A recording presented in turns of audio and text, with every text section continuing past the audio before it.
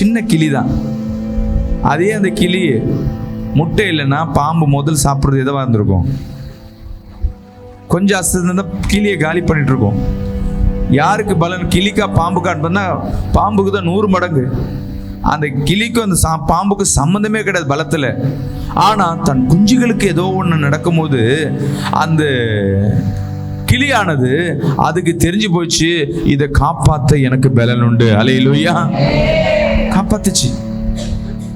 யாரு காப்பாற்றணும்னு நினைச்சாங்கன்னா அது முதல் ஆண்குரிய கிளியன் ஆயிடுச்சு, முதலாவது பறந்து போயிடுச்சு. ஒன்று தெரிஞ்சுக்கங்க, அந்த தாய் குருவியை காட்டிலும் நீ வணங்குற தேவன் மேன்மை உள்ளவர். அல்லேலூயா. விசுவாசிக்கலாமேன்னு சொல்லுவோமே. ஐயோ, ஏன் இந்த பிரச்சனை, ஏன் கடன் பிரச்சனை, பண பிரச்சனை, அநேக தேவைகளோடு தான் இந்த 1ஆம் தேதி நீ உள்ள வந்திருப்ப. உன் தேவைகளை என் தேவன் அவர் மாற்ற வல்லவராக இருக்கிறார். ராமேன்னு சொல்லுவோமே. உன் எல்லா துக்கங்களையும் என் தேவன் மாற்ற ஆயத்தமா இருக்கிறார். கரங்களை தட்டி ஒரு ஆமேன்னு சொல்லுவோம். உங்க எல்லா துயரங்களையும் என் தேவன் மாற்றி போட போறார். ஒன்றும் இல்லை, நீ சின்ன ஜெபம் பண்ணிருக்கீங்கல்ல, அது உனக்கு ஒரு பாதுகாப்பு.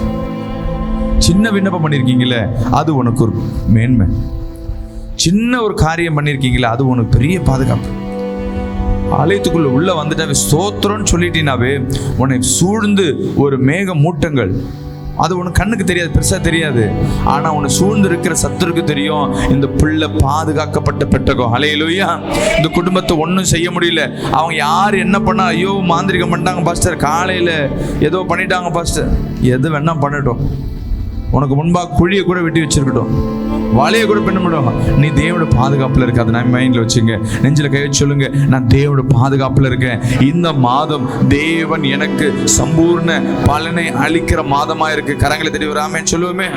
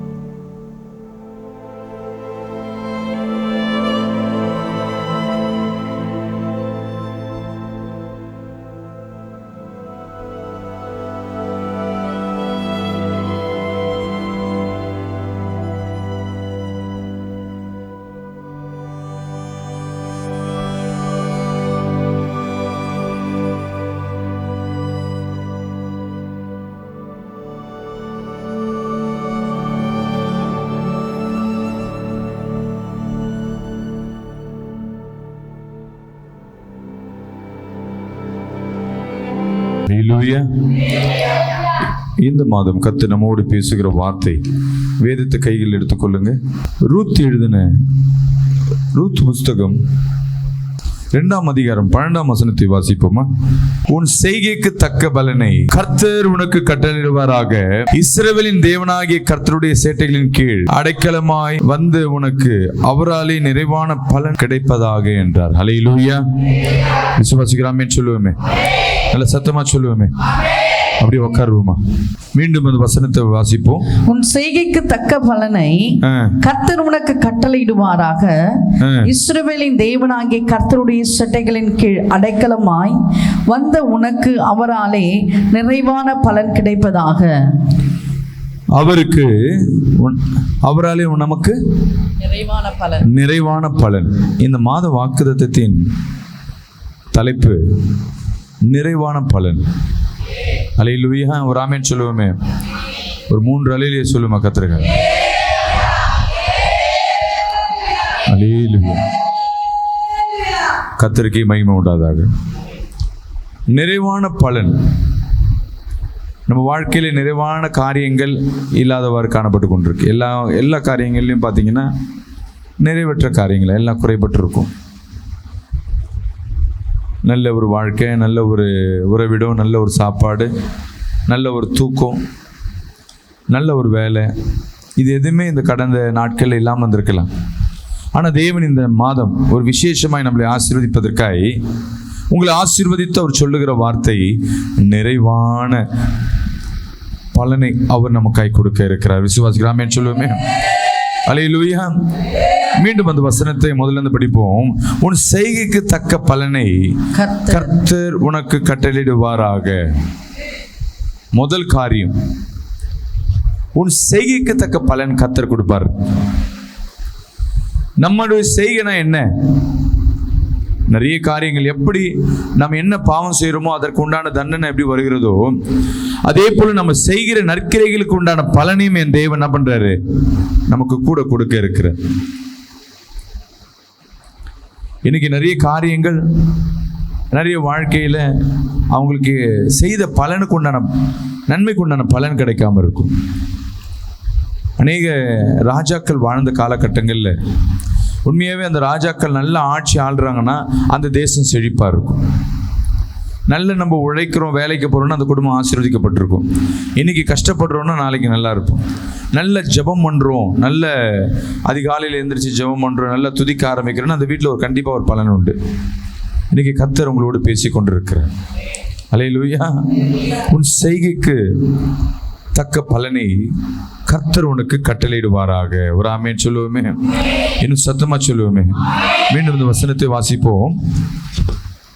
உன் செய்கைக்கு தக்க பலனை கர்த்தர் உனக்கு கட்டளையிடுவாராக. கர்த்தர் உனக்கு கட்டளையிடுவாராக. இஸ்ரவேலின் தேவனாகிய கர்த்தருடைய சட்டைகளின் கீழ் அடைக்கலமாய் வந்த உனக்கு அவராலே நிறைவான பலன் உண்டாகும். அவராலே உனக்கு நிறைவான பலன் கிடைப்பதாக. ரூத் எழுதின புத்தகத்தில் அழகா சொல்லப்பட்டிருக்கு, உன் செய்கைக்கு தக்க பலனை உனக்கு கட்டளையிடுவாராக. நம்ம நிறைய இந்த மாதத்தில் ஏதோ ஒரு நற்கிரைகள் செய்திருப்போம், யாருக்கும் நன்மை செஞ்சிருப்போம், இல்லை ஏதோ ஒரு ஜெபம் பண்ணியிருப்போம். பல நாட்களில் நாம் ஜெபம் பண்ணி நம்ம வாழ்க்கையில் எதுவுமே எட்டாதபடி காணப்பட்டிருக்கலாம். இந்த காலை பொழுதுல கர்த்தர் பேசுகிறார், நம் பண்ண ஜபத்துக்கு நிச்சயமா பலன் உண்டு. நீ காத்திருந்த உபவாசத்துக்கு கண்டிப்பா பலன் உண்டு. சில நேரங்கள் உபவாசம் எடுத்து நம் தேவனிடத்தில் காத்திருந்திருப்போம், ஆனால் பலன் கிடைக்காம கூட காணப்பட்டிருக்கலாம். நம்ம சின்ன சின்ன ஜபம், சின்ன சின்ன உபவாசம், சின்ன சின்ன பொருத்தனை, சின்ன சின்ன பிரயாசங்கள், அதுவும் கர்த்தருக்கென்று நீங்கள் கொடுக்குறீங்க பார்த்தீங்களா, அது விசேஷமானது. நல்லா கவனிங்களேன். சின்னதாக செயல்பாடுகள். இப்போ எவ்வளோ இந்த காலை வேலையில் எல்லா வேலையை விட்டுட்டு தூக்கத்தை விட்டு நேரத்தில் நிறைய காரியங்கள் இருந்திருக்கும். எல்லாத்தையும் முடிச்சுட்டு நீ காலையில் தேவ சமூகத்துக்கு வரணுன்றீங்களா, நீங்களும் பாக்கியவதிகள், பாக்கியவான்கள். அதனால தான் காலையில் கர்த்தரை தேடுங்கள்னு சொல்லப்படுகிறது. சரி, நான் வரேனே, இதனால் எனக்கு பலன் உண்டா? நிச்சயமா. நீங்கள் பண்ணுற ஒவ்வொரு ஜெபத்திற்கும் உங்கள் வீட்டில் ஆசீர்வாதங்கள் அது திறந்து கொண்டே இருக்கும். விசுவாசிக்கலாமே சொல்லுவோமே. கதவு பூட்டப்பட்ட போலவே தான் இருக்கும். என்ன நடக்கும் இன்னும் அப்படியே தான் இருக்கு.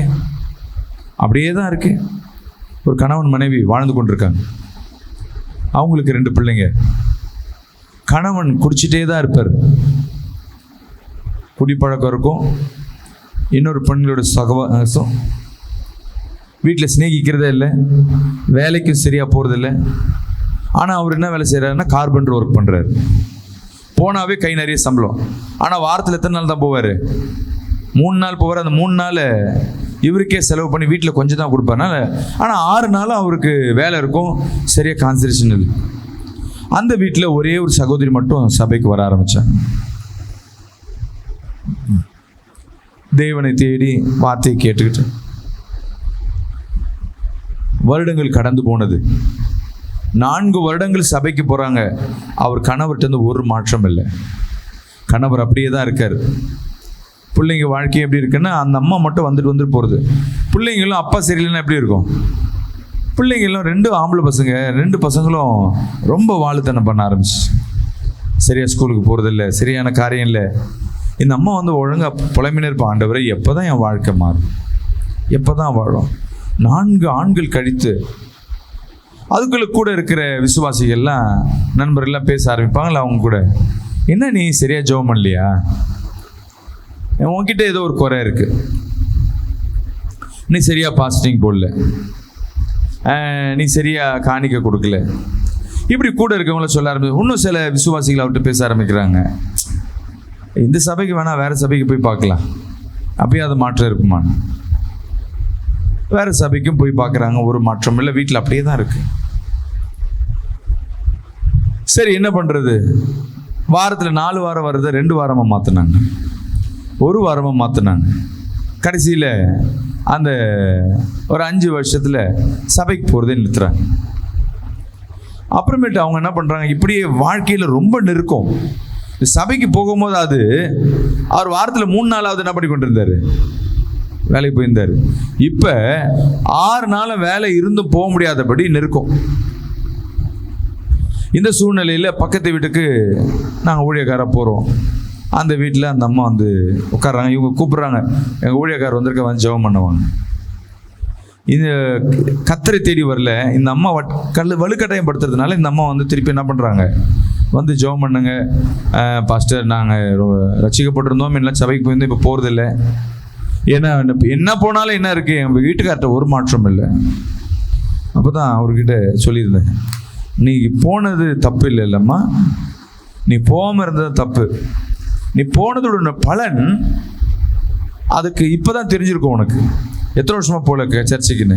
ஒரு 8 மாதமாக போகல. இந்த 8 மாதமாக போகாமல் இருக்கியே, முன்னைக்கு இப்போ எப்படி இருக்குது? இன்னும் ரொம்ப மோசமாக இருக்குது பாஸ்டர், இப்போ எனக்கே பலவீனமாயிடுச்சு. யோசிச்சுப்பார், நீ சபைக்கு போயிட்டு அட்லீஸ்ட் ஒரு சின்ன ஜபம் நீ செய்கிற காரியத்திற்கு கர்த்தர் உன்னையாவது என்ன பண்ணி கொண்டிருந்தார், பலப்படுத்தி கொண்டிருந்தார். பிரச்சனை அவர் 6 நாள் வேலையை 3 நாளாவது போயிட்டு இருந்தார். குடும்பத்தில் கொஞ்சமாக சிநேகிச்சிருந்தார். இப்போ இந்த 8 மாதத்தில் நீயும் போயிட்ட, நீயும் பலனற்று போயிட்ட. அப்போ நான் பண்ண ஜபம்லாம் நிச்சயமாக நீ பண்ண ஜபத்துக்கு பலன் உண்டு. ஒரு கிணறுல வெட்ட ஆரம்பிப்பாங்க, தண்ணி இல்லைன்னு விட்டுட்டு போயிடுவாங்க. அடுத்த வருவான் வெட்டுவான், ஒரு 50 அடி வெட்டுவான், தண்ணி இல்லைன்னு விட்டுட்டு போயிடுவான். அடுத்தது வருவன் 80 அடி தோண்டுவான், தண்ணியில் விட்டு போயிடுவான். 4வது வருவன் 80 இல்லை 81 ஒரே ஒரு அடி எக்ஸ்ட்ரா இடம் தண்ணி வரும். அவனுக்கு நிறைய பேர் சொல்லுவாங்க, அவனுக்கு ராசிக்காரன் இல்லை, அவன் முயற்சி பண்ணிக்கொண்டே இருக்கான். நம்ம முயற்சி பண்ணுறது நிறுத்துறோம். அல்லேலூயா.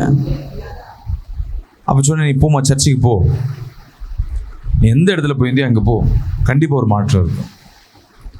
அந்த வாரம் அவங்க கடந்து அவங்க போயிருக்காங்க. திருப்பி ஒரு 6 மாதங்கள் கடந்து போக போக போக 2 பையனில் ஒரு பையன் வந்து 10th ஃபெயில் ஆகிறான். 10th ஃபெயில் ஆனோன்னு ஒரு பயம், எனக்காக ஜெபம் பண்ணுங்கன்னு சொல்லிட்டு அந்த அட்டெம்ப்ட் கிளாஸ் எழுதுவதற்கு அப்போ ஃபஸ்ட் டைம் அந்த சபையில் போய் காலை வைக்கிறேன். முதல் அடி. ஃபெயில் ஆனதுக்காக சொல்லுமா, இல்லை இந்த பிள்ளை வந்து கர்த்தர் சமூகத்தில் காலை வச்சதுக்காக நன்றி சொல்லுமா? அவன் வந்து 2 மாதம் உள்ள சபைக்கு உள்ளே வரான், அந்த அட்டெம்ப்ட் எழுதுறான், அந்த எக்ஸாமில் அவன் பாஸ் ஆகிறான். விசுவாசிக்கிறாமேன்னு சொல்லுவேன். இப்போ இந்த பையன் பொருத்தனை பண்ணிட்டா நான் என்ன பண்ணுவேன், பாஸ் ஆகிட்டேன்னா ரெகுலராக சர்ச்சுக்கு வருவேன். இப்போ அவங்க வீட்டில் இருந்த 4 பேரில் அந்த அம்மா மட்டும் வந்திருந்தாங்க. மீதி 3 கல், ஒரு கல் என்ன ஆயிடுச்சு, தேவனால் அசைக்கப்பட்டதாயிருக்கு. அடுத்த கொஞ்ச நாள்லேயே அவர் கணவருக்கு காலில் அந்த கார்பெண்டர் வேலை செய்யும் போது காலில் கட்டாகுது. காலில் இருக்க கட்டவர் கட்டாகி செப்டிக் ஆகி குடிக்கிறத கொஞ்சம் நிறுத்த ஆரம்பிக்கிறாங்க. இப்போ நடக்க முடியாமல் இருக்காரு. இப்போ அந்த ஊழியக்காரர் வீட்டுக்கு போகிறாரு, ஜெபம் பண்ணுறாரு. 2 நாளில் டாக்டர் வந்து அந்த விரலே எடுக்கணும்னு சொன்னவங்க விரல் பரவாயில்ல நல்லா இருக்குன்னு சொல்ல ஆரம்பிக்கிறாங்க. விசுவாசிக்கிறாமேன்னு சொல்லுவேன். இப்போ அவர் மாசத்துல 1 நாள் சபைக்குள்ள காலை வைக்கிறார். விசுவாசிக்கிறாமேன்னு சொல்லுவேன். அவ்வளோதான். அந்த வீட்டில் இப்போ மிஞ்சி இருக்கிறது யாரு, ஒரே ஒரு பையன். இவங்க எல்லாம் போகும்போது நான் இனி என் சும்மா இருக்கவா என் கூட வந்து தான் அவனை கட்டாயப்படுத்தி உள்ளே உட்கார ஆரம்பித்தேன். இப்போ அந்த குடும்பத்தில் நல்ல ஆரோக்கியமாய் ஆசீர்வாதமாய் குடும்பமாய் வந்து சபையில் ஊழியம் செய்கிற ஒரு குடும்பமாய் கர்த்தர் தேர்ந்தெடுத்திருக்கிறார். விசுவாசிக்கிறாமேன்னு சொல்லுவேன். ஏன் இதை சொல்கிறேன்னா, நான் பல நாளாக வரேன், என் வீட்டுக்கார ரசிக்கப்பட மாட்டேன், என் பிள்ளை ரசிக்கப்பட மாட்டேன். நீ கவலைப்படாத. நீ செய்கிற ஜெபம், நீ பண்ற துதி, அது ஒரு நாள் அது கேட்கப்படும். அல்லேலூயா. அந்த ஒரு நாள் அது இந்த மாசமாய் காணப்படும். கரங்களை தட்டி ஒரு ஆமென் சொல்லுவோமே. இந்த அக்டோபர் மந்த் கர்த்தர் நிறைவானவைகளை கொடுக்கறதுக்கு முன்பாக நீ செய்த கிரியைக்கு தக்க பலனை அவர் உனக்காய் கொடுக்க ஆயத்தமா இருக்க. விசுவாசிக்கிறாமே சொல்லுவோமே. நீங்க தானம் தர்மம், முன்னெல்லாம் தானம் தர்மம்னு ஒரு நாட்கள் இருக்கும், முன்ன ஆகாரம் பஞ்சம் இருக்கும். இதே சென்னை பட்டணத்துல சாப்பாடு கிடைக்காது. இன்னைக்கு அப்படி கிடையாது. எங்க போனாலும் சாப்பாட்டுக்கு மட்டும் பஞ்சம் கிடையாது. நான் சென்னையை மட்டும் சொல்றேன், மற்ற ஊர்களில் இருக்கலாம், சாப்பாட்டுக்கு வழி இல்லாம இருக்கு. கர்த்தர் நம்மளை போஷிக்கிற தேவன். என்னென்ன காரியங்கள்ல உங்களுக்கு என்ன தேவையோ அதை கர்த்தர் கொடுக்க ஆயத்தமா இருக்கிறார். விசுவாசிக்கலாமேன்னு சொல்லுவேமே. இந்த மாசத்துல எந்த கவலையும் மைண்ட்ல வச்சுக்காதீங்க. எந்த துயரங்களும் எல்லா பாரத்தோடு வந்திருப்பீங்க. இது எப்படியா நடக்கும், இந்த வேலை எப்படி போகும், நம்மளுக்கு முன்பாக இத்தனை பேர் சதி பண்றாங்களே, நான் தனித்து நிற்கிறேனே, அவ்வளவுதானே என் வாழ்க்கை, கவலைப்படாது. ஏசப்பா சொல்லுகிறாரு, நீ எத்தனை முறை வந்திருப்பேன், சமூகத்தில் வந்திருப்பேன், அதுக்கு உண்டான பலனை நான் கொடுக்கணும்ல. இந்த அக்டோபர் மாதம் நீ வந்ததுக்கு உண்டான பலனை எனக்கு வைக்கிறேன். அல்லேலூயா. விசுவாசிக்கலாமேன்னு சொல்லுவேன். இந்த மாதம் ஒரு மாற்றத்தை உங்க வாழ்க்கையில கர்த்தர் நிச்சயமா செய்வார். நீங்க பண்ண ஜெபம், நீ பண்ண பொருத்தனை, நீ போட்ட முழங்கால், நீ விட்ட கண்ணீர், நீ அழுத கண்ணீர், அதற்கு கர்த்தர் இந்த மாதம் நிச்சயமாகவே அவர் பலனளிக்கிறவரா இருக்கிறார். கரங்களை தட்டி ஒரு ஆமென் சொல்லுவோமே. அல்லேலூயா, அல்லேலூயா. ஏன் எனக்கு இந்த பிரச்சனை, ஏன் இந்த சூழ்நிலை, இந்த கேள்வியெல்லாம் தூக்கி போடு. எதுக்கு, ஏன், ஐயோ போயிடுச்சேன்னு கவலைப்படாத. போனவைகள் போகட்டும். இருக்கிற இந்த 2 மாதத்துக்குள்ள கர்த்தர் உங்க வாழ்க்கையில ஒரு பெரிய ஒரு மாற்றத்தை கர்த்தர் உண்டு பண்ணுவாராக. அல்லேலூயா. உண்மையாமா? உங்க வாழ்க்கையில செழிப்புகளை கர்த்தர் வைத்திருக்கிறார். நீ அறியாததும் எட்டாததுமான பெரிய காரியங்களை என் தேவன் உங்க வாழ்க்கையில செய்வார். நீ எதிர்பார்க்காத காரியங்களை இந்த மாசம் செய்வார். அவருக்கு சொல்றாரு, நீ செய்த பலனுக்கு உன்ன, நீ செஞ்ச காரியத்துக்கு உன்ன பலனை தர. ஐயோ இத்தனை நாள் வரேன், உன் வீட்டில் அசைக்கப்படாதபடி ஒரு கல் இருக்கலாம். விசுவாசம் சொல்லுதுமா, சிறிதளவு விசுவாசம் இருந்தாலும் என்ன பண்ண முடியும், பெரிய மலையை என்ன பண்ண முடியும், நகர்த்தப்படும். அதே போல சின்ன ஜபம், நீ சபையில் சின்ன நேரம் வந்திருப்ப, சின்ன சேர் எடுத்து போட்டிருப்பேன். இந்த தானம் தர்மம்னு சொன்னேன் பார்த்தீங்களா, தானம் தர்மம் செய்வதற்கு இப்பெல்லாம் நேரமே கிடையாது. இப்போ அன்னதானம்னு சொல்லுவாங்க. 5000 பேர் சொல்லிட்டு ஒரு தொன்னையில் என்ன பண்ணுவாங்க, அந்த விழா நடத்துகிறவங்களே பாதி வாங்கிட்டு போயிடுவாங்க. உண்மையாக தேவைப்படுறவங்களுக்கு அங்கே சாப்பாடு இருக்காது. உண்மையாக எப்போ நம்ம தானம் தருமோ, இந்த மழை காலம், புயல், தண்ணிலாம் அடிச்சுட்டு இருக்கும்போது, வீட்டுக்குள்ளே யாரும் இல்லாத டைமில் நீ ஆக்கி போடுற பார்த்தீங்களா, அப்போ கவர்மெண்ட்லேருந்து சாப்பாடு எடுத்து அண்டால போடுவாங்க. அந்த சாப்பாடு அது அன்னைக்கு அமிர்தம் போல இருக்கும். நீ நல்லா கட்டி கட்டி சாப்பிட்டு இருக்கும்போது பிரியாணி கொடுத்தாலும் உனக்கு என்ன இருக்காது, திருப்தி இருக்காது.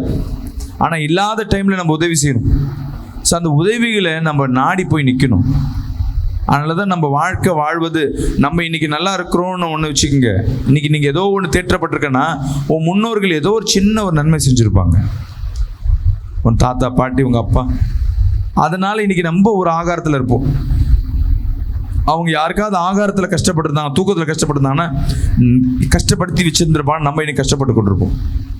இன்னைக்கு ஏதோ எல்லா வீட்டிலையும் கிறிஸ்துவை ஏற்றுக்கொண்டு நம்ம தப்பிச்சின்னு மேலே வந்தாச்சு. இன்னைக்கு கர்த்தர் ஒன்று சொல்றாரு, இன்னைக்கு வாய்ப்பு கிடைக்குதா, இந்த மாதம் முடிஞ்சவங்களுக்கு உதவி செய்யுங்க. வண்டியில் 2 வீலர் போகிற யாராவது ஒருத்தர் கேட்குறாங்களா, நிறுத்திட்டு போய் கூட்டிட்டு போகிற தப்பு இல்லையே. ஹெல்ப் கேட்குறாங்களா, கொடுங்க. ஒரு 5 ரூபா 10 ரூபா கேட்குறாங்களா, கொடுங்க. ஹெல்ப் பண்ணி பாருங்க. சின்ன சின்ன காரியம். எப்படி ஜபத்திற்கு ஒரு பலன் உண்டோ, நற்கிரைகளுக்கு பலன் உண்டு. இன்னைக்கு வசனம் சொல்லிடுச்சு, நீ செய்கைக்கு தக்க பலன். இத்தனை நாள் நீங்களே யோசிச்சு பார்த்தீங்கன்னா, நான் என்ன செஞ்சேன், நல்லது ஏதாவது செஞ்சேன்னா யோசிச்சு பார்த்தீங்கன்னா ஒன்றுமே இருக்காது. தேடுவீங்க, சரி பரவாயில்ல, கர்த்தர் ஞாபகம் வச்சிருப்பாரு. கர்த்தர் நன்மையும் தூய்மையும் அவர் நல்லா என்ன பண்ணியிருப்பாரு, அவர் கணக்கு கொடுக்கறதுல வல்லவர். சரி, இந்த மாதம் என்ன பண்ணுவோம், ஃபர்ஸ்ட் வீக்கே இருக்கிற 4 வாரத்தில் 4ஆக பிரிச்சுங்க. முதல் வாரம் நான் நன்மை செய்யணும். கிடைக்கிற இடத்துல யாருக்காவது என்ன பண்ணுங்க, யாரோ ஹாஸ்பிட்டலில் இருக்காங்க போய் விசாரிங்க. சோகமாக இருக்காங்கன்னா ஃபோன் பண்ணி கேளுங்க, சும்மா விசாரிங்க. ஏன்னா ஒன்றை விசாரிக்க ஒருத்தரை கர்த்தர் ஆயத்தப்படுத்துவார். அல்லேலூயா. யாருக்காவது ஒரு 10 ரூபா 100 ரூபாவது வெளியே போறீங்களா, சில்லற காசு 10 ரூபாய் எடுத்துட்டு பிச்சைக்காரங்களுக்கு எடுத்துட்டு போய் போடுங்க. நீங்க கொடுத்து பாருங்க, செஞ்சு பாருங்க. இந்த மாதம் கர்த்தர் செய்கிற அற்புதத்தை பார்க்க முடியும். நான் சபைக்கு வந்து போட சொல்ல, உங்களால் முடிஞ்ச உதவி யாரை பார்க்குறீங்களோ, சின்ன காரியம் மிளகா கொஞ்சம் கேட்குறாங்களா, வாங்கி கொடுங்க, எடுத்து கொடுங்க. வீட்டில் என்ன இருக்கோ உங்ககிட்ட ஷேர் பண்ணி பாருங்க. ஏன்னா மீதி இருக்க 3 வாரம் 4 வாரில் முதல் வாரம் நீங்கள் செய்ய போறீங்க, மீதி இருக்க 4 வாரத்தை நீங்கள் நன்மை பெற்றுக்கொள்ள போறீங்க. விசுவாசிக்கலாமேன்னு சொல்லுவோமே. அதனால முதல் வாரம் நீங்கள் என்ன ஜெபம் பண்றீங்களோ, என்ன விண்ணப்பம் பண்றீங்களோ, அதற்கு உண்டான பலனை என் தேவன் கொடுக்க ஆயத்தமா இருக்கிற. விசுவாசிக்கலாமேன்னு சொல்லுவோமே. உன் செய்கைக்கு பலனை கர்த்தர் உனக்கு கட்டளையிடுவாராக. இஸ்ரவேலின் தேவனை ஆகிய கர்த்தருடைய செட்டைகளின் கீழ் அடைக்கலமாய் வந்த. 2வது காரியம், நீ தேவனிடத்துல அடைக்கலமா வந்திருக்கிற, பாதுகாக்கப்பட்ட பெட்டகமா இருக்கிற. மழை வர்ற நேரத்தில் ஒரு கூடாரத்தில் போய் ஒளிவோம்.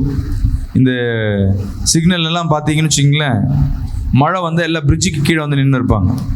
ஏன்னா அங்கே இங்கே கொஞ்சம் இடம் இருக்குமா, மரம் இருந்தால் அங்கே ஒளிஞ்சா வந்து தண்ணி படாமல் இருக்குமா.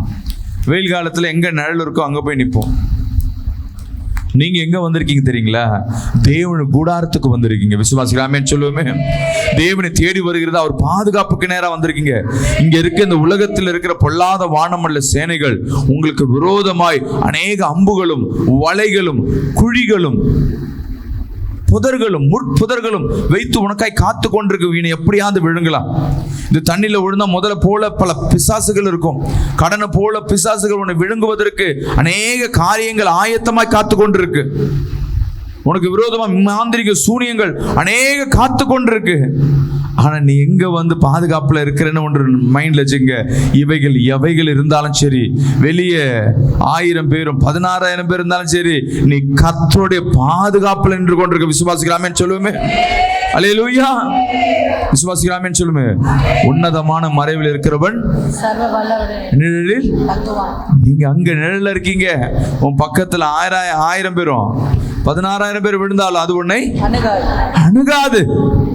நம்பிக்கை இருக்கணும். இந்த கடன் பிரச்சனை ஒண்ணும் பண்ண சொல்லுங்க. கரங்களை உயர்த்தி, இந்த கடன் பிரச்சனை, இந்த பண தேவை, இந்த வியாதி, இந்த சூழ்நிலை, இந்த காரியங்கள் எதுவும் என்னை சேதப்படுத்தாது.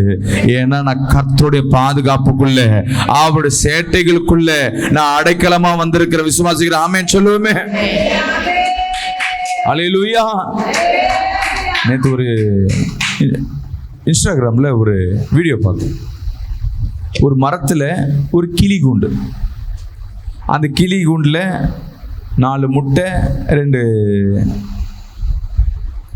தாய்க்குருவி, தகப்பன் குருவி, 2 கிளி, ஒரு கருநாகம் அந்த கூட்டுக்குள்ளே ஏறுது. முதல் பறந்து போனது எதுனா ஆண் கிளி, பயந்துட்டு ஓடிச்சு. இந்த பாம்பு போயிட்டு ஸ்ட்ரைட்டாக போயிட்டு என்ன பண்ணிடுச்சு, உள்ளே போயிட்டு முதல் முட்டையை முழுங்குது. இந்த தாய்க்குருவி அதை உயிரை தப்பிக்கிறதுக்கு வெளியே வருது.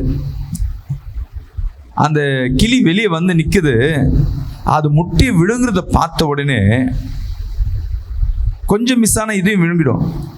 இது தன்னுடைய ஆக்ரோஷத்தில் கத்தி அந்த நாகத்தின் பலனை என்ன பண்ணுது, தொண்டையை பிடிச்சி கடிச்சு அப்படியே இழுத்துட்டு வந்து அந்த பாம்போடு சேர்ந்து என்ன பண்ணுது, கீழே விழுது. பாம்பு கீழே வந்துச்சு, கிளி பறந்து மேலே வந்துச்சு. மீண்டும் சின்ன கிளி தான். அதே அந்த கிளி முட்டை இல்லைன்னா பாம்பு முதல் சாப்பிட்றது எதுவாக இருந்திருக்கும், கொஞ்சம் அசந்து இருந்தால் கிளியை காலி பண்ணிட்டு இருக்கோம். யாருக்கு பலன், கிளிக்கா பாம்புக்கான்னு பண்ணால் பாம்புக்கு தான் 100 மடங்கு. அந்த கிளிக்கும் அந்த பாம்புக்கு சம்மந்தமே கிடையாது பலத்தில். ஆனால் தன் குஞ்சுகளுக்கு ஏதோ ஒன்று நடக்கும்போது அந்த கிளியானது அதுக்கு தெரிஞ்சு போச்சு, இதை காப்பாற்ற எனக்கு பலன் உண்டு. அல்லேலூயா. காப்பாத்துச்சு. யாரு காப்பாற்றணும்னு நினைச்சானோ அது முதல் ஆண்குரிய கிளி ஆயிடுச்சு, முதலாவது பறந்து போயிடுச்சு. ஒன்று தெரிஞ்சுக்கங்க, அந்த தாய்க்குருவியை காட்டிலும் நீ வணங்குற தேவன் மேன்மை உள்ளவர். அல்லேலூயா. விசுவாசிக்கலாமேன்னு சொல்லுவோமே. ஐயோ, ஏன் இந்த பிரச்சனை, ஏன் கடன் பிரச்சனை, பண பிரச்சனை, அநேக தேவைகளோடு தான் இந்த 1ஆம் தேதி நீ உள்ள வந்திருப்ப. உன் தேவைகளை என் தேவன் அவர் மாற்ற வல்லவராக இருக்கிறார். ஆமென் சொல்லுவோமே. உன் எல்லா துக்கங்களையும் என் தேவன் மாற்ற ஆயத்தமா இருக்கிறார். கரங்களை தட்டி ஒரு ஆமென் சொல்லுவோமே. உங்க எல்லா துயரங்களையும் என் தேவன் மாற்றி போட போறார். நீ ஒன்றும் இல்லை, நீ சின்ன ஜெபம் பண்ணிருக்கீங்கல்ல, அது உனக்கு ஒரு பாதுகாப்பு. சின்ன விண்ணப்பம் பண்ணியிருக்கீங்கல்ல, அது உனக்கு ஒரு மேன்மை. சின்ன ஒரு காரியம் பண்ணியிருக்கீங்களா, அது உனக்கு பெரிய பாதுகாப்பு. ஆலயத்துக்குள்ள உள்ள வந்துட்டாவே ஸ்தோத்திரம்னு சொல்லிட்டீனாவே உன்னை சூழ்ந்து ஒரு மேக மூட்டங்கள். அது உனக்கு கண்ணுக்கு தெரியாது, பெருசாக தெரியாது. ஆனால் உன்னை சூழ்ந்து இருக்கிற சத்துருக்கு தெரியும், இந்த பிள்ளை பாதுகாக்கப்பட்ட பெட்டகம். ஹல்லேலூயா. இந்த குடும்பத்தை ஒன்றும் செய்ய முடியல. அவங்க யார் என்ன பண்ணா, ஐயோ மாந்திரிகம் பண்ணிட்டாங்க பாஸ்டர், காலையில் ஏதோ பண்ணிட்டாங்க பாஸ்டர், எது வேணா பண்ணட்டும், உனக்கு முன்பாக குழியை கூட வெட்டி வச்சிருக்கட்டும், வலையை கூட பின்னமிடும், நீ தேவனோட பாதுகாப்பில் இருக்க. அதை நான் மைண்டில் வச்சுங்க, நெஞ்சில் கை வச்சு சொல்லுங்க, நான் தேவனோட பாதுகாப்பில் இருக்கேன். இந்த மாதம் தேவன் எனக்கு சம்பூர்ண பலனை அளிக்கிற மாதமாக இருக்கு. கரங்களை தட்டி ஒரு ஆமென் சொல்லுவோமே. கடைசியாய் மூன்றாவது சொல்லுகிறது, உனக்கு அவராலே நிறைவான பலன் கிடைப்பதாக. ஹல்லேலூயா. ஒரே சொல்லுங்க, ஏசப்பாவால தான் எனக்கு நன்மை. ஹல்லேலூயா. எங்கள் வீட்டுக்காரர் தாங்க எல்லாம், என் பிள்ளை தாங்க எல்லாம், எங்கள் அண்ணன் தாங்க, எங்கள் அம்மா தாங்க எல்லாம் என்ன பார்த்துக்கிறாங்க. இது எதுவுமே கிடையாது. உங்களுக்கு வந்தது நன்மை வேணால் உலகத்தாராக இருக்கலாம், ஆனால் அந்த உலகத்தாருக்கு மூலமாக கொடுக்கறது என் தேவன் ஒருவரை விசுவாசிக்கிறாமேன்னு சொல்லுவோமே. எனக்கு யாரும் இல்லைங்க, என் வேலை தாங்க, என் வேலை இல்லைன்னா என் வாழ்க்கையை ஒன்றும் இல்லை, என் வேலை தான் எல்லாம். உனக்கு வேலையை உறுதிப்படுத்துகிறவரும் அது செம்மைப்படுத்துகிறவரும் என் தேவனாகிய கர்த்தர். ஹல்லேலூயா. உனக்கு விரோதமாக எழும்பின ஒவ்வொருத்தரும் இடறி போவதை உன் கண்கள் காணும். சர்ச்சில் ஒரு கார்பரேஷன்காரங்க வருவாங்க, கார்பரேஷன் கம்பெனி இதில் அதிகாரியாக இருக்காங்க, ஏஏ ஆஃபீஸர். அவருக்கு என்ன பண்ணுறாங்கன்னா, இங்கே அவர் கூட இருக்க மேலே அதிகாரி வந்து அவருக்கு இவருக்கும் கொஞ்சம் வாக்குவாதம் ஆகுது. உடனே அவரை ட்ரான்ஸ்ஃபர் பண்ணுறாரு. ட்ரான்ஸ்ஃபர் பண்ணி வேற ஒரு இடத்துக்கு அனுப்புறாரு. அந்த இடத்துல போய் அவரை ப்ரெஷர் பண்ணுறாங்க. அவர் வேலையை விட்டு நிற்கும்படியாக அவரை திட்டிக் கொண்டு அவர் மேலே பழி போட்டு கொண்டே இருக்கிறாங்க. ஒரு முறை வந்து என்கிட்ட அழுகுறாரு, பாஸ்டர் வேலையை ரிசைன் பண்ணலான்னு இருக்கேன், என்னை ரொம்ப டார்ச்சர் பண்ணுறாரு, இல்லை நான் சூசைட் பண்ணிக்கணும். நான் எப்படி சொல்கிறீங்கன்னு, அவர் அவ்வளோ டிப்ரெஷனில் இருக்கார். சூனியம் மாந்திரிகம் பண்ணி வச்சுருக்காங்க, வேலையில் பிரச்சனை, பல டிப்ரெஷன், வீட்லேயும் பிரச்சனை. நான் அப்படி சொன்னேன், ஜெபம் பண்ணுறையா, நீ எந்த இடத்துல வெக்கப்படுறியோ அதே இடத்துல தான் கர்த்தர் உயர்த்துவேன்னு சொல்லுகிறார். எவன் அதிகாரி இருக்கானோ அவனுக்கு முன்பாகியும் தலைவர், இல்லை சார் என்னை மேலே இருக்கும் கம்ப்ளைண்ட் பண்ணினே இருக்காங்க என் மேலே, எனக்கு இப்போ வந்து என்ன பண்ணியிருக்காங்க, வார்னிங் லெட்டர் மாதிரி கொடுத்துருக்காங்க. அடுத்த ஒரு வார்னிங்னா நான் வேலையை விட்டு தான் போகணும், அப்புறம் சம்பளம் வராது, அசிங்கப்பட்டு போகணும், அதுக்கு முன்னாடியே நான் வாலண்டியர் ரிட்டையர்மெண்ட் கொடுக்க போகிறேன். ஒன்றும் எத்தனை வருஷம் சர்வீஸ் இருக்குது, ஒன்றும் 15 வருஷம் சர்வீஸ் இருக்குது, ஆனால் இப்பயே நான் கொடுக்க போகிறேன், வெயிட் பண்ணு. ஜெபம் பண்ணுறோம். அவர் பார்க்கும் போதெல்லாம் சொல்கிறேன், ஐயா உனக்கா ஜெபம் பண்ணுறேன், வேலையில் ஒரு மாற்றம் இருக்குது, ஏதாவது மாற்றம் இருக்கா? ஒவ்வொரு வாரமும் கேட்பேன், வேலையில் இப்போ ஏதோ கொஞ்சம் அமைதியாக இருக்கார் பாஸ்டர், இப்போ போன வாரம் கூட ஒரு பிரச்சனை தான், ஆனால் வந்த மாதிரி தெரிஞ்சுது, அப்படி அமைதியாக இருக்குது. சொல்ல ஆரம்பித்தார் 9ஆம் மாதம் என்கிட்ட சொல்கிறாரு, பாஸ்டர் எனக்கு ட்ரான்ஸ்ஃபர் கிடச்சிருக்கு, என் மேலே கம்ப்ளைண்ட் பண்ணாங்களே, அவருக்கு மேலே ஒரு அதிகாரி வந்து எனக்கு ஏற்ற இடத்துக்கே ஒரு ட்ரான்ஸ்ஃபர் கொடுத்துருக்குறாங்க. ஒரு ஆமேன் சொல்லுவோமே, விசுவாசி ஆமேன் சொல்லுவோமே. இவரை எதிர்த்தவர்களுக்கு மத்தியில் யாரோ ஒருத்தர் இவருக்கு உதவி செய்கிறாங்க, தப்பிச்சிட்டார். இப்போ எப்படியா வேலை இருக்கு, நிம்மதியாக இருக்கு ஐயா. 4 மாதம் கழிச்சு, 12 மாதத்துக்கு அப்புறம் ஒரு 4 மாதம் கழிச்சு அவர் சொல்கிறாரு, ஐயா ஒரு சாட்சி சொல்லணும். என்னன்னு, என்னை வேலையை விட்டு நிறுத்தணும்னு சொல்லிட்டு ஒரு அதிகாரி தன் பவர் வச்சு பண்ணான்ல, அவனுக்கு ரிட்டையர்மெண்ட் ஆகிறதுக்கு இன்னும் 6 மாதம் இருக்கு. இப்போ அவன் மேலே ஏதோ ஒரு கம்ப்ளைண்ட் வந்துருச்சு, காசு அடிச்சிட்டான்னு சொல்லிட்டு. இப்போ அவருக்கு செட்டில்மெண்ட் எல்லாம் பிடிச்சி அவரை டர்மினேட் பண்ண சொல்லி கவர்மெண்ட் ஆர்டர் போட்டிருக்கு. விசுவாசிக்கிறாமேன்னு சொல்லுவோமே. எங்க என்ன வேலையை விட்டு போகணும்னு சொன்னாங்களோ, அதிகாரத்தை வைத்து கொண்டு துஷ்கிரயம் பண்ணானோ, நான் அமைதியா போயிருந்தேன். எனக்கு கர்த்தர் யுத்தம் பண்ணுகிறார். அவனுக்கே வேலை இல்லாம, அவன் வாழ்க்கையை காப்பாற்றிக்க முடியாம அசிங்கப்பட்டு ரிட்டையர்ட் ஆகாம சந்தோஷமா போனோம், ரிட்டையர்மெண்ட்லயே வழி தெரியாம ஓடி போய் ஒளிஞ்சிருக்கிறான். இது கர்த்தர் செஞ்சார். ஒரு ஆமென் சொல்லுவோமே. இதே போல் நம்ம வாழ்க்கையில் யார் என்ன பண்ணாலுமா, வேலையோ பிஸ்னஸோ குடும்பமோ தொழிலோ, நான் கர்த்தருடைய பாதுகாப்பில் இருக்கிறேன். அல்லேலூயா. எனக்கு பாதுகாப்பு அவர் தான், எனக்கு ஒரு நன்மை செய்கிறவர் அவர் தான். என்னைக்காவது ஒரு நாள் எனக்கு எங்கள் வீட்டுக்காரர் எங்கள் பாதுகாப்பு, எனக்கு சர்ச்சு எங்கள் பாதுகாப்பு, எனக்கு பாஸ்டர் எனக்கு பாதுகாப்பு, எங்கள் அம்மா அண்ணன்லாம் சொல்லக்கூடாது. எனக்கு பாதுகாப்பு தேவனாகிய கர்த்தர். விசுவாசிக்கிறாமேன்னு சொல்லுவேன். சொல்லுங்களேன். இந்த மாதம் முழுவதும் கர்த்தர் நீ பாதுகாப்பாராக. அப்படி எல்லாம் முழங்கால் இடுவோமா? அப்படி கண்களை மூடி கண்களை மூடி கண்களை மூடி. ஓ மகிமை மகிமை மகிமை மகிமை மகிமை. இயேசுவே உம்முடைய மகிமை இறங்கும்படியே செபிக்கிறோமப்பா. இயேசுப்பா உம்முடைய வல்லமை இறங்கும்படியே செபிக்கிறோம். எல்லாம் ஸ்துதிப்போமா? இயேசுவே இந்த மாதம் முழுவதும் என்னை ஆண்டவரே உம்முடைய பாதுகாப்பில் வைப்பீராக. சொல்லுங்க. என் பிள்ளையை பாதுகாப்பாக வைப்பீராக. என் வேலை சினத்தை பாதுகாப்பாக வைப்பீராக. என் ஆரோக்கியத்தை பாதுகாப்பாக வைப்பீராக. என் வருமானங்களை பாதுகாப்பாக வைப்பீராக. வீணான செலவுகள் மருத்துவத்திற்கோ வட்டிக்கோ அப்பா தேவையில்லாத விரயம் போகாதபடி நீர் வேலி அடைப்பீராக. நீ வேலி அடைப்பீராக. நீ வேலி அடைப்பீராக. நீ வேலி அடைப்பீராக.